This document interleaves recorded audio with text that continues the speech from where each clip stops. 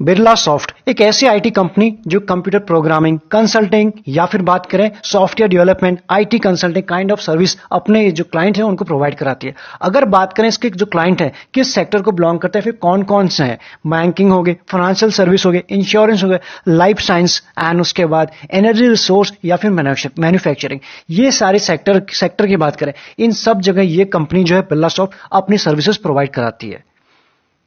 यहां तक हमें कुछ तो समझ में आ गया कंपनी क्या काम करती है। रिसेंट में इस कंपनी के Q1 के नंबर आए थे, आपके सामने है। जो जून 20 की बात करें, जून 21 की बात करें, उसके बीच में जो सेल हुई है उसमें 17% अप हुई है, इसे आप अच्छा कह सकते हो। वहीं अगर बात करें इसके जो नेट प्रॉफिट है, अगेन YOY बेसिस पे 63% की उसमें जंप है। Again this is good for अस। बात करें इबिटा के ऊपर, इबिटा अगेन 28% की जंप है, वो भी चीज उसमें इंप्रूव हुआ है। अगर उसके बाद बात करें EPS 1.47 था लास्ट ईयर जून क्वार्टर में, और इस वक्त है 2.36, यानी चीजें आपको थोड़ा बढ़ते हुए दिखाई पड़ रही है। इसीलिए जब कई बार क्या होता है, अच्छे रिजल्ट आने के बाद भी अगले दिन उसमें प्रॉफिट बुकिंग आ जाती है, और कई बार ऐसा होता है रिजल्ट आए नहीं होते हैं, उससे पहले ही शेयर चलना शुरू हो जाता है, क्योंकि मार्केट पहले से अनुमान लगा लेता है, एक फोकस कर लेता है कि इस तरह से ये कंपनी रिजल्ट पोस्ट करती है, और मार्केट उसी हिसाब से उसी डायरेक्शन में चलने लग जाता है। वहां उसका कुछ झलक आप यहां देख सकते हो। इसके जरा सा शॉर्ट रन में इसके रिटर्न देखें आप, YTD की बात करें 62% के रिटर्न दिए, जिसे आप काफी अच्छा कह सकते हो। 1 वीक में फ्लैट है, 1 मंथ में फ्लैट दिखाई दे रहा है। वहीं बात करें 3 महीने में 63, एक्चुअल जो इसमें गेन आया है लास्ट 3 महीने में ही है। जब हम चार्ट पर देखेंगे तो बाकी चीजें हमें एग्जैक्टली क्लियर हो जाएंगे। 6 महीने में भी अच्छा गेन है, और उसके बाद 1 साल में भी बड़ा ही अच्छा रिटर्न दिया है। यानी 1 साल, 2 साल, 6 महीने, 3 साल में हर जगह इसने अच्छा रिटर्न दिया। लेकिन एक्चुअल जो गेम दिखाई दे रहा है वो है 1 साल और 6 महीने में, जहां इसने एक्चुअल गेम या फिर गेन दिया है। उसके बाद समझे शॉर्ट रन में तो इसने कैसे रिटर्न दिया देख लिया। अगर लॉन्ग रन की अगर हम बात करें, आपके सामने इसका मैक्सिमम जो लो है 0.44, नॉट इवन 50 पैसा, नॉट इवन 1 रुपीज। और उसके बाद जो रिसेंट है 0.44 से ये आ चुका है 401 के आसपास। किस तरह से रिटर्न दिया आपके सामने है।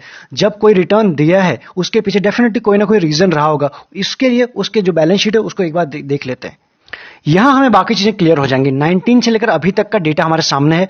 यहां सबसे पहले हम फोकस करते हैं इसके ऑपरेटिंग प्रॉफिट के ऊपर, जो 19 में था, 2019 में 306, नेक्स्ट ईयर हुआ 392, और उसके बाद नेक्स्ट 529। चीजें आपको ऑपरेटिंग प्रॉफिट में इंप्रूव होते दिखाई पड़ रही है। और अगर बात करें इस वक्त की 567, यानी हर जगह आपको चीजें बढ़ती हुई दिखाई पड़ रही है। अगर इन सब के बाद हम फोकस करें इसके नेट प्रॉफिट के ऊपर, 289 था 19 में, 20 में हुआ 224, एक वहां पे हमें डिप जरूर दिखाई पड़ रही है। उसके बाद 321, फिर से कुछ इंप्रूवमेंट आया, और अभी 327, 378, अगेन चीजें हमको बढ़ते हुए दिखाई पड़ रही। इसके बाद आखिरी लाइन अगर आप पढ़ेंगे यहाँ पे EPS के ऊपर, EPS इसका 10 था, 10 से 13 के आसपास हो गया, या फिर उससे भी ऊपर जा रहा है। चीजें कुछ ना कुछ आपको इंप्रूवमेंट होते हुए दिखाई पड़ रही, इसीलिए इस तरह के रिटर्न कंपनी ने भी दिए। प्लस कोविड की वजह से जहां बहुत सारे सेक्टर को इफेक्ट हुआ है नेगेटिव वे में, कुछ ऐसे सेक्टर भी हैं जिनको पॉजिटिव, उनका जो पॉजिटिव वे में उन पर इफेक्ट भी पड़ा है। जैसे कि IT की बात करें, फार्मा की बात करें, केमिकल की बात करें, इन सेक्टर ने या फिर इनके शेयर ने बड़े ही अच्छे रिटर्न दिए।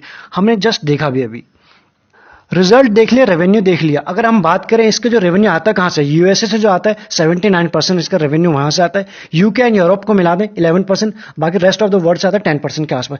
तो आप समझ गए मैक्सिमम जिसका भी रेवेन्यू बाकी IT कंपनीज की तरह बाकी यहीं से आता है, USA से बात करें। और अगर बात करें इसके जो बहुत सारे क्लाइंट हैं उनमें से जो इसके टॉप 10 है उनमें से 38% का रिटर्न निकाल के आता है, या फिर ये कह लें टॉप 10 हैप्पी जो कस्टमर है वहीं से इसका मैक्सिमम जो रिटर्न नहीं, ये आप कह सकते हो रेवेन्यू जो वहां से निकल के आता है।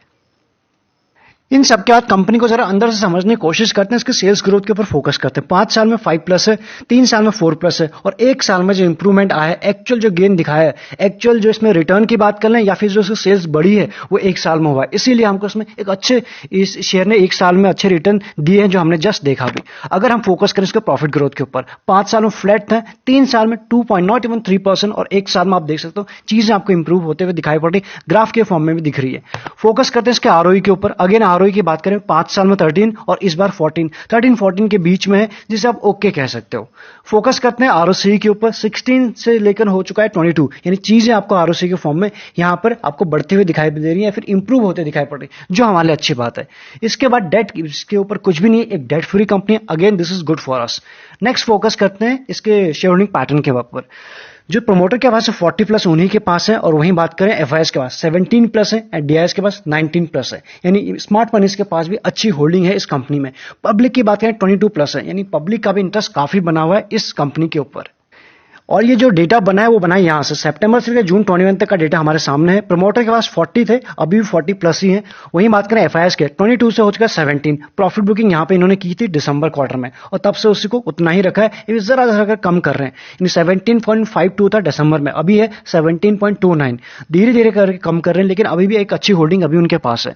अगर हम बात करें डीआईएस की 11 था 19 हो चुका है, यानी एफआईएस ने खाली किया तो डीआईएस ने यहां से ले लिया। कुछ इस तरह से हमें दिखाई पड़ रहा है। एक्चुअल कब लिया था उन्होंने? दिसंबर में लिया, मार्च में लिया और उसके बाद जून में भी लिया हुआ है। ये भी हमें बता रहे हैं यहां से। पब्लिक के पास 24 से 22 के आसपास है, तो पब्लिक का भी इंटरेस्ट बना हुआ है, ये हमें बता रहे हैं यहां से। स्मार्ट मनी का इन्वेस्टमेंट तो बना हुआ है, तो यहां हम देखें कौन से म्यूचुअल फंड है। 4 आपके सामने। सबसे पहले ICICI prudential small cap fund direct plan growth, इन्होंने इन्वेस्ट किया। नेक्स्ट जो निकल गया Tata digital India fund direct growth, उसके बाद Invesco India small cap fund direct growth, और उसके बाद चौथा है इन्वेस्को का ये Invesco India multi cap fund direct growth.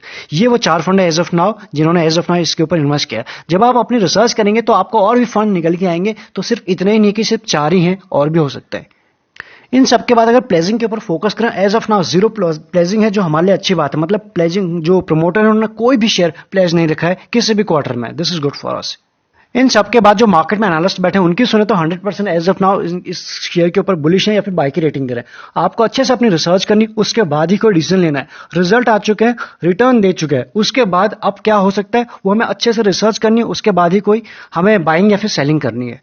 Long run, short run, revenue सब कुछ देखने के बाद अगर इसके वैल्यूएशन के ऊपर फोकस करें, जो इंडस्ट्री भी चली 35 के आसपास और ये आपको मिल रहा है 50 के आसपास। किस तरह से इसमें रन आया हुआ है, बुल रन की बात करें वो हमने देख लिया, रिटर्न बड़े अच्छे दिए 3 महीने की, और उसके बाद पी भी थोड़ा सा महंगा इसका एज ऑफ नाउ हो चुका है। इंडस्ट्री से कंपेयर करें तो ईपीएस इसका काफी पुअर है, 7.9 के आसपास है। यहां पे से आप काफी पुअर कह सकते हो। डिविडेंड यील्ड उसकी इतनी अच्छी नहीं है, बट ये है कि कंपनी डिविडेंड देती है, 0.87 के आसपास है। बाकी डिलीवरी की बात करें, लास्ट ट्रेडिंग डे की बात करें 28 प्लस हुई है। तो यहां से हमें क्या चीजें समझ में आ रही है, कुछ पैरामीटर पे कंपनी ने अच्छा काम किया है, या फिर वैल्यूएशन पे कुछ पैरामीटर पे थोड़ा सा हमें पुअर दिखाई पड़ रही। बाकी रिटर्न तो देख ही लिया होंगे, 3 महीने में 63% के रिटर्न दिए ही हैं। इन सब के बाद इसके फोकस करेंगे इसके चार्ट के ऊपर। चार्ट आपके सामने जो लगा हो वीकली करने, वीकली समझते हैं, उसके बाद बाकी चीजों को नैरो करते आएंगे। चार्ट को हम डिस्कस करें, अगर अभी तक आप प्राइवेट चैनल का पार्ट नहीं बने या फिर आपके पास डीमेट अकाउंट नहीं है, डिस्क्रिप्शन में आपको लिंक्स प्लस प्रोसेस पूरा मिल जाएगा, आप उसका भी पार्ट बन सकते हैं। हमें वीकली पे क्या दिखाई पड़ रहा है, यानी कि जब इसमें इस तरह से एक रन आया था, ये रन आया था बड़े ही दिनों तक इसने कंसोलिडेट किया है यहाँ पे, यानी मई अप्रैल उससे भी कई महीनों तक इसने यहाँ पे कंसोलिडेट किया, और उसके बाद जो इसमें ब्रेकआउट आया विथ वॉल्यूम वन साइडेड में अपमूव आया था, एंड अभी भी अगेन ये फिर से एक ही प्राइस पे कंसोलिडेशन करने लग गया है। यहां से हमें बहुत सारे लेवल्स एंड टारगेट समझ में ये नहीं आ रहे, बट ये समझ में आ रहा है कि जो इस लेवल के आसपास है ये इसका स्ट्रॉन्ग सपोर्ट के काम कर रहा है, और ये इसके लिए एक रेजिस्टेंस का काम कर रहा है। इसको छोटे टाइम फ्रेम में देखते हैं कि क्या लेवल्स निकल के आ रहे हैं आगे, लेकिन वैसे अगर समझाने की कोशिश करें, ये कुछ इस तरह से पैटर्न बनता हुआ हमें दिखाई पड़ रहा है। इसके बाद आपके सामने वनडे का चार्ट लगा हुआ है। इसका वनडे का चार्ट हम डिस्कस करें, अभी हमने जस्ट देखा था कि 3 महीने में इस कंपनी ने 63% के रिटर्न दिए थे। अब यहां से समझने की कोशिश करते हैं, ये है जून, ये है मई, और ये चल रहा है जुलाई का, जुलाई इससे आगे। तो यहां पे हमें क्या समझ में आ रहा है, जब इसमें ये ब्रेकआउट हुआ था मई के महीने में, उसके बाद इसने रिटर्न बड़े ही क्विक दे दिए थे, यानी जून मिड तक ही दे दिए। उसके बाद तो इसमें सिर्फ कंसोलिडेशन हो रहा है, उसके बाद रिटर्न दिए नहीं है। उसके बाद हमें क्या समझ में आ रहा है, रिटर्न के दिए हैं जो शुरुआती 15-20 दिन के अंदर ही दे चुके हैं, उसके बाद सिर्फ एक ही जगह पे कंसोलिडेट कर रहा है फिर से। अब यहां से क्या हो सकता है, पहली चीज तो ये अपने रिजल्ट का वेट करता है कि रिजल्ट कैसे आ सकते हैं। अब रिजल्ट आ चुके हैं, उसके बाद जो पैटर्न बन रहा है उसको समझ लेते हैं। अभी जो शेयर है सपोर्ट ले रहा है वो 400 के आसपास है, और यही इसका 20 डे ईएमए भी है, यानी यहां पे सपोर्ट लेने की कोशिश करा। कुछ दिनों पहले इसमें ब्रेकआउट की, इसमें कुछ हलचल हुई थी। यहां पर अगर हम बात करें विथ वॉल्यूम कुछ हलचल हुई थी, लेकिन उसके बाद सस्टेन नहीं हो पाया था, ब्रेकआउट भी नहीं हो पाया था अच्छी तरह से, एंड उसके बाद ना ही सस्टेन हुआ, फिर से उसी रेंज के आसपास आ चुका है। यहां से ना प्राइम फोकस पे इसलिए आ जाना चाहिए जिस लेवल के आसपास 400 के आसपास। अगर ये ब्रेक होता है तो हमें नीचे के लेवल आ जाएंगे, और नीचे के लेवल बड़ी जल्दी आएंगे इस बार, और क्योंकि काफी टाइम से इसमें थोड़ा रनअप भी हो चुका है। ऑल्दो चार्ट बड़ा ही स्ट्रांग है एज ऑफ नाउ, कहीं वीकनेस नहीं हुई है, ना ही शॉर्ट रन में ना ही लॉन्ग रन में। लॉन्ग रन में तो बिल्कुल भी नहीं हुई है। तो यहां से हमारे क्या फोकस पे आ जाना चाहिए, यहां देखते हैं। ये चीज आप जरा फोकस करिए, ये लेवल अगर टूटता है तो सीधा हमें पहले जो हमारे आते हुए दिखाई पड़ेंगे 390 तक के लेवल हमें आते दिखाई पड़ेंगे, पहला हमारे लिए सपोर्ट का काम करेगा। दूसरा जो अगर ये टूटता है उसके बाद फिर हमारे 380 तक के लेवल, ये दो सपोर्ट्स के लिए काम करेंगे। फर्स्ट तो ये है, सेकंड एंड थर्ड, यानी कि 400, 490 और 480, 10-10 के गैप में इसके सपोर्ट आते दिखाई हमें पड़ रहे हैं। ये तो रहे डाउन साइड के। अगर इसमें इस अगेन अपमूव आ सकता है, जैसे कि हमारी डिस्कशन हुआ ही है कि यहां पर शॉर्ट रन में भी बड़ा ही इसका जो चार्ट है स्ट्रांग दिखाई पड़ रहा है। यहां से अभी भी अपमूव आने की जो पोटेंशियल है बचा हुआ है। अगर इसको जब तक ये सस्टेन कर रहा है, कभी भी इसमें अपमूव आता है तो बड़ा ही क्विक अपमूव आ भी सकता है। एज ऑफ नाउ जो शेयर है सिर्फ कंसोलिडेशन के फेज में चल रहा है। इससे पहले कुछ दिनों पहले जब इसमें अपमूव आया था, एक अच्छा वॉल्यूम आया और उस वॉल्यूम की तो एंट्री तो होगी, अभी उस तरह से सेलिंग नहीं हुई है। इसलिए अभी भी जिनके पास है लॉन्ग रन के लिए रखा है, शॉर्ट रन के लिए रखा है, एज ऑफ नाउ उतनी टेंशन की बात नहीं है। लेवल्स आपको बता दिए, अगर ये टूटता है 400 का लेवल, 395 या 400 का लेवल टूटता है, आपको 10-10 के रेंज में सपोर्ट आते दिखाई पड़ सकते हैं। वहां पर भी आपको इसको अगर आपको एड ऑन करना है, फ्रेश बाइंग करने, तो वो लेवल नीचे के आपको बता दिए हैं। और अगर इसके बाद ऊपर को जाना शुरू करता है तो अभी भी जिस तरह से Q1 के नंबर आए 500 तक के इसके टारगेट ओपन हो जाते हैं, यानी ऊपर की तरफ तो आप समझ गए इसमें अभी भी 500 तक के लेवल आने बचे हुए 400 के आसपास है। और नीचे की तरफ समझ गए कि यहां से 2-3 जो नीचे के सपोर्ट बता दिए, अगर उसके बाद भी इसमें गिरावट रहती है, मार्केट में प्रेशर आता है, ग्लोबल लेवल पर प्रेशर आता है, उसके बाद आपको ये लेवल अगेन जो इसका 50 डे EM है वहां तक आते दिखाई पड़ सकता है, 370 के आसपास है। बट यहां देयर इज बट, क्या वहां तक आएगा? नहीं आएगा, अभी नहीं कह सकते, क्योंकि चार्ट स्ट्रांग है, वॉल्यूम स्ट्रांग है, नंबर्स अच्छे आए, उसके बाद हो सकता है जरा सा और दिन यहां पे कंसोलिडेट कर सकता है। ऐसा भी हो सकता है कि 20 डे से ऊपर सीधा निकल जाए। इसलिए यहां से ये प्राइम फोकस पे हमारे होने चाहिए, किसी भी डायरेक्शन में जाए। जिनके पास है बिल्कुल हाथ लगाने की जरूरत नहीं है। फ्रेश बाइंग के लिए नीचे के लेवल बता दिया, अगर नीचे आता था और अगर फ्रेश बाइंग करनी है तो एक बार ये इस लेवल के आसपास निकल जाए, यानी जो ब्रेकआउट आ जाए, उसके बाद ही हम फ्रेश बाइंग कर सकते हैं, सो दैट जो कंसोलिडेशन का जो फेज होता है, ये टाइम है, ये सेव हो जाए। इसके बाद भी अगर आपके कुछ क्वेरी रह गए तो आप कमेंट में लिख सकते हैं, उन्हें सॉल्व करने की कोशिश करेंगे। इस वीडियो में इतना ही, मिलेंगे नेक्स्ट वीडियो में। तब तक आप चैनल को सब्सक्राइब कर सकते हैं, अगर वीडियो ठीक लगता है तो लाइक कर सकते हैं। बाकी सारी डिटेल आपको डिस्क्रिप्शन में मिल ही जाएंगे, प्राइवेट चैनल के भी। Thank you so much.